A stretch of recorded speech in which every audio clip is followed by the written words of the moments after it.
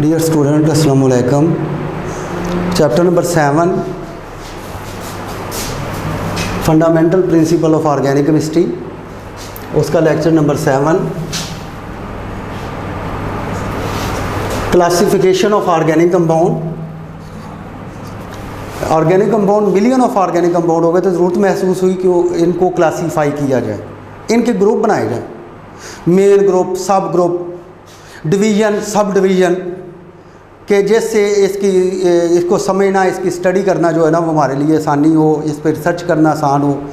तो basic broadly speaking organic compound are generally classified into two main categories. Organic compound, million of organic compound, मैंने अभी दोबारा recall कर रहा हूँ कि मिलियन ऑफ ऑर्गेनिक कंपाउंड को समझना, एक कंपाउंड में स्टडी करना मुश्किल था, तो साइंटिस्ट ने सिमिलर बिहेवियर, एक जैसे कंपाउंड जो फिज़िकल प्रॉपर्टी के लिहाज से, केमिकल प्रॉपर्टी के लिहाज से और वालों से, उनको क्लासीफाई कर दिया मुख्तलिफ ग्रुप्स और सब ग्रुप में। तो ऑर्गेनिक कंपाउंड जनरली दो जो है वो मेन ग्रुप में डिवाइड किए गए। Number 1, open chain hydrocarbon. Number 2 is close chain hydrocarbon. Open chain hydrocarbon is also called acyclic open chain compound, या एसाइक्लिक कंपाउंड भी उसको कहते हैं, नॉन साइक्लिक। और जो क्लोज कंपाउंड है, क्लोज चेन कंपाउंड, उनको हम साइक्लिक कंपाउंड का नाम भी देते हैं, साइक्लिक कंपाउंड। तो ये नाम से ज़ाहिर है कि अगर हम ओपन चेन को अगर हम मज़ीद करें कि open chain that have no close chain structure, no ringing compound, no ring structure, they have open chain structure. तो ओपन चेन जो है अगर हम करें तो इसके मज़ीद वो ओपन चेन स्ट्रक्चर जो हैं वो ज़ाहिर बात है वो चेन की सूरत में होंगे। वो चेन स्ट्रेट भी हो सकती हैं, वो चेन ब्रांच भी हो सकती हैं।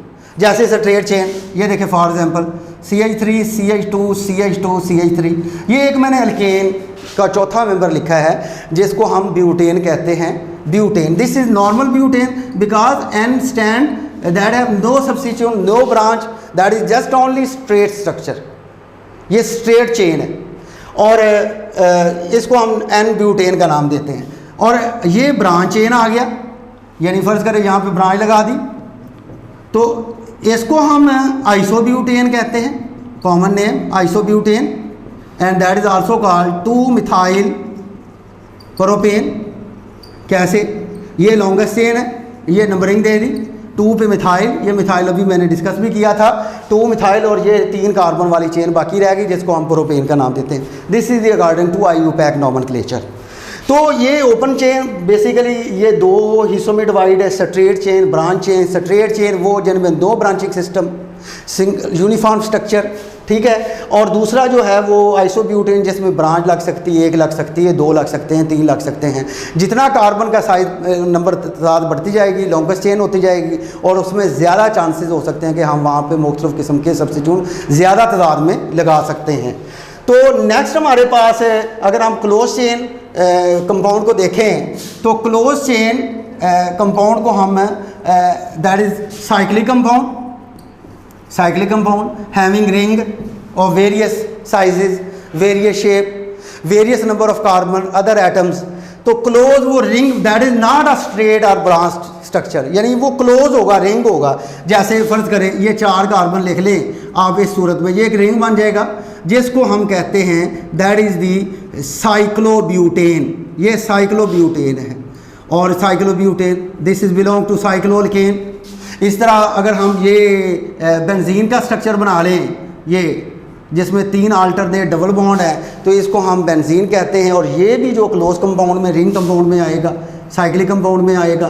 तो इस तरह ये क्लोज चेन कंपाउंड जो हैं, साइक्लिक कंपाउंड, वो मुख्तलिफ़ किस्म के जो है ना वो रिंग बनाते हैं, मुख्तलिफ़ शेप के, मुख्तलिफ़ उसमें कार्बन की तादाद कम भी हो सकती है, ज़्यादा भी हो सकती है। वो बेंजीन वाले भी हो सकते हैं, वो बेंजीन से नहीं भी रिलेटेड नॉन बेंजीनाइड भी हो सकते हैं। तो अगर हम क्लोज चेन को इस इमेज के तहत मज़ीद आगे मूव करें तो close chain cyclic compound are further classified into 2 categories. Number 1 is called homocyclic compound and number 2 is called heterocyclic compound. Homocyclic compound, ये होमोसाइक्लिक कंपाउंड जो हैं स्टूडेंट्स, ये जो नाम से ज़ाहिर है होमोसाइक्लिक, होमोसाइक्लिक को हम कहते हैं कार्बोसाइक्लिक। कार्बोसाइक्लिक, ये होमो का नाम है एक जैसा, साइक्लिक में रिंग जिसका रिंग एक ही किस्म के एटम पर मुश्तमिल है, और रिंग ज़्यादातर कार्बन होता है एटम, तो इसी वजह से उस होमोसाइक्लिक को हम कहते हैं कार्बोसाइक्लिक, यानी जिसका पूरे का पूरा जो रिंग है वो कार्बन एटम पर मुश्तमिल हो। जैसे ये एग्जांपल, ये अभी साइक्लोब्यूटेन की दी थी एग्जांपल, तो आप चेक करें कि इसमें पूरे का पूरा रिंग जो है वो कार्बन पर मुश्तमिल है, हाइड्रोजन तो साथ उसकी वैलेंसी के साथ आएगा सेटिस्फाई करने के लिए। इस तरह ये बेंजीन है, तो बेंजीन को अगर मैं ये ऐसे डिटेल ओपन करके करूं ऐसे मुकम्मल, तो ये हमारे पास ये भी आप चेक कर सकते हैं कि पूरा रिंग जो है कार्बन का, और साइड पे उसकी वैलेंसी को एडजस्ट करने के लिए हाइड्रोजन लगाया गया है। तो ये होमोसाइक्लिक है, और होमोसाइक्लिक को मैं एक्सप्लेन कर रहा हूँ, उसको हम कार्बोसाइक्लिक भी कहते हैं। यानी इसमें हर वो एग्जांपल आएगी जिसका ring just only carbon atom पर मुश्तमिल होगा। तो इसी होमोसाइक्लिक को अगर हम आगे यहाँ आप स्केलेटन में देखें, तो इस होमोसाइक्लिक या कार्बोसाइक्लिक को हम देखें तो इसको फर्दर दो सब ग्रुप में डिवाइड किया गया है, दैट इज़ दी एलिसाइक्लिक और एरोमेटिक। तो एलिसाइक्लिक नॉन बेंजीनाइड को कहते हैं, एलिसाइक्लिक कंपाउंड।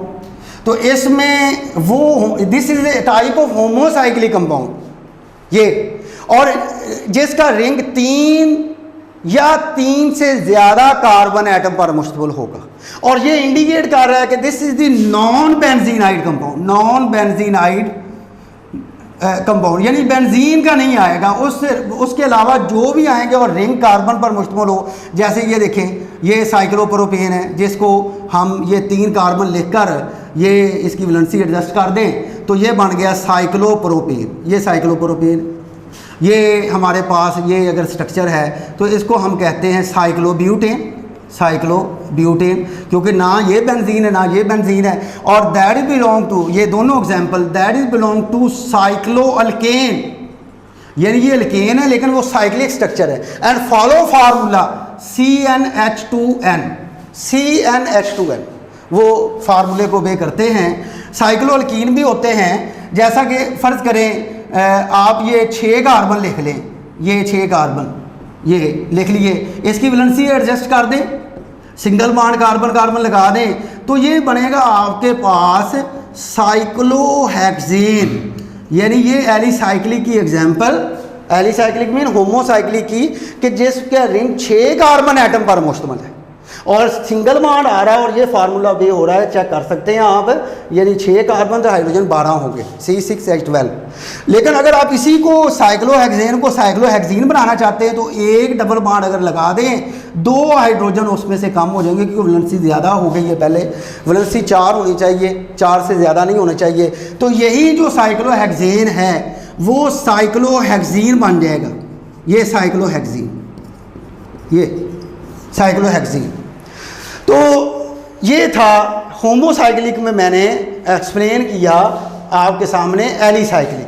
उसके बाद होमोसाइक्लिक की अगर हम दूसरी एग्जांपल देखें, दूसरी टाइप देखें, तो that is called aromatic compound.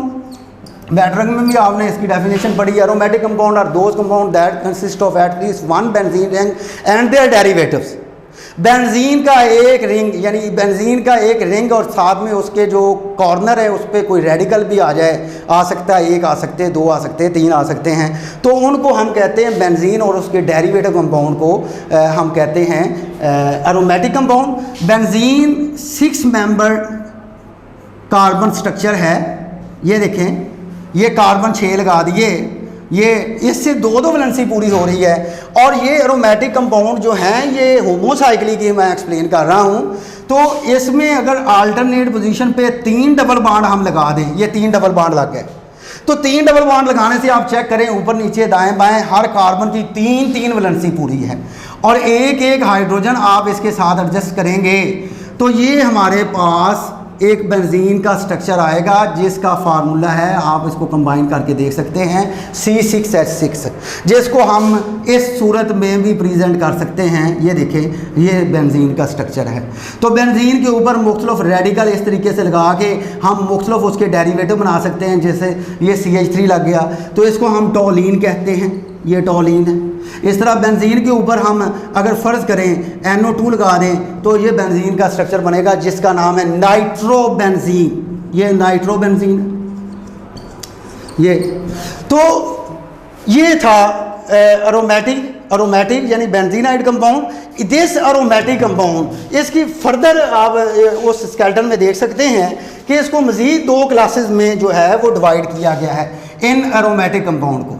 Aromatic compound, that is the monocyclic aromatic compound, monocyclic aromatic compound, और polycyclic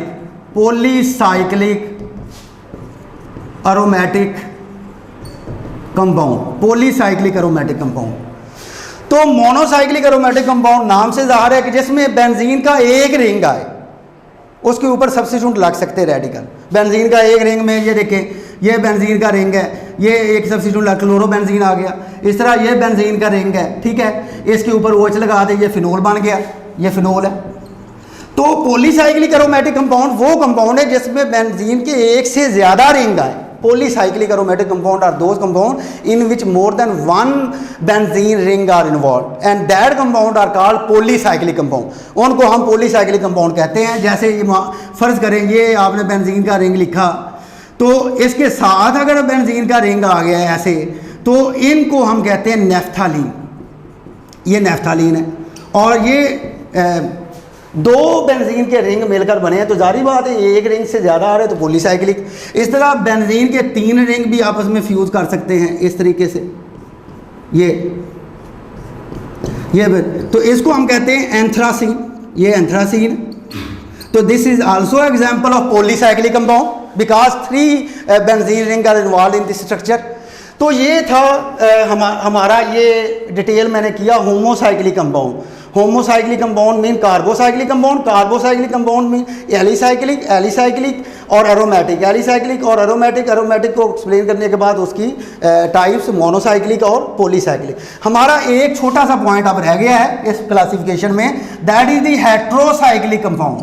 heterocyclic compound, heterocyclic compound students वो होते हैं कि जिसमें रिंग सिर्फ एक ही किस्म के एटम पर मुश्तमल ना हो, यानी हेट्रोसाइक्लिक कंपाउंड। ये देखें कि फ़र्ज़ करें कि रिंग बन रहा था कार्बन का, तो एक एटम आ गया कोई और कार्बन के अलावा, नाइट्रोजन आ गया, सल्फ़र आ गया, ऑक्सीजन आ गया, तो वो होमो में नहीं जाएगा, वो हेट्रोसाइक्लिक कंपाउंड। जिस तरह मैं अभी बता रहा हूँ नाइट्रोजन है, ऑक्सीजन है, सल्फ़र है, और वो रिंग में वो जो एटम जो कार्बन के अलावा होंगे और वो रिंग में कंट्रीब्यूट करेंगे, उनको कहेंगे हम हेट्रो एटम।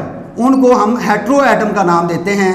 जैसा कि फर्ज नाइट्रोजन है, ऑक्सीजन है, सल्फ़र है, फास्फोरस है, तो वो हेट्रोसाइक्लिक कंपाउंड। जैसा कि एक एग्जांपल मैं लेता हूँ, यहाँ पे ये देखें, ये कार्बन का रिंग सारा जा रहा है और यहाँ पे कार्बन नहीं, अगर उसको क्लोज करें नाइट्रोजन आ गया है, तो ये नहीं है, ये होमोसाइक्लिक नहीं है, ये हेट्रोसाइक्लिक है। और यहाँ पे अगर हम 3 बॉन्ड लगा के इसकी वैलेंसी एडजस्ट करके साथ में हम हाइड्रोजन लगाते हैं उसकी वैलेंसी को पूरा करने के लिए, तो आप चेक करें, ये यहाँ पे नाइट्रोजन की वैलेंसी 3 होती है और यहाँ पे हम हाइड्रोजन नहीं लगाएंगे क्योंकि वैलेंसी 3 इसकी पूरी हो रही है बॉन्ड के साथ। तो इसको हम कहते हैं पैरिडीन। ये पैरिडीन है, सॉल्वेंट के तौर पे इस्तेमाल होता है। तो नेक्स्ट इसमें और भी एग्जांपल हैं, जैसा कि फ़र्ज़ करें कि ये 4 कार्बन आपने लिखे ये, और यहाँ पे आपने ऑक्सीजन लगा दिया, यहाँ पे 2 बॉन्ड लगा दिए, तो ऑक्सीजन की वैलेंसी होती है 2, डाई वैलेंसी ये, तो उसमें बाकी ये लगा के हम तो पूरी करते हैं। यहाँ इसकी कितनी पूरी होगी? 3, ये 4 पूरी होगी। ये 3 हाइड्रोजन लगाएंगे, ये 3 हाइड्रोजन लगाएंगे, तो इसको हम कहते हैं फ्यूरन। ये फ्यूरन है। इसी तरह यही स्ट्रक्चर फॉलो करते जाएं, इस तरह तरीका। तो यहाँ पे हम फ़र्ज़ करें सल्फ़र लगा देते हैं, तो सल्फ़र के भी 2 पूरी, और यहाँ 2 बॉन्ड लगाते हैं, और 2 बॉन्ड लगाने के बाद बाकी इसकी वैलेंसी देखते हैं। तो इसको हम कहते हैं थायोफीन, ये थायोफीन है। और इसी तरह ये हमारे पास ये आ गया है और ये नाइट्रोजन है और ये 2 बॉन्ड लगा के ये हमने पूरा किया। तो यहाँ पे 2 है और नाइट्रोजन की वैलेंसी 3 होती है, तो यहाँ पे 3 यानी ये हाइड्रोजन है और इसको हम कहते हैं पाइरोड, ये पाइरोड है। तो ये आप देखें ज़रा चेक करें, ये हेट्रोसाइक्लिक कंपाउंड, कोई भी रिंग, ये रिंग है, ये रिंग है, ये रिंग है, ये रिंग है, इसमें कार्बन ही नहीं बल्कि कोई और एटम भी आ गया है, तो उसको हम कहते हैं हेट्रो एटम, और इन कंपाउंड को हम कहते हैं हेट्रोसाइक्लिक कंपाउंड। तो स्टूडेंट्स, ये लेक्चर था हमारा क्लासिफिकेशन ऑफ ऑर्गेनिक कंपाउंड, उसका ये मैंने स्केलेटन बनाया, उस स्केलेटन के हवाले से मैंने इसको डिटेल किया with examples. Best of luck. Okay, अल्लाह हाफिज़।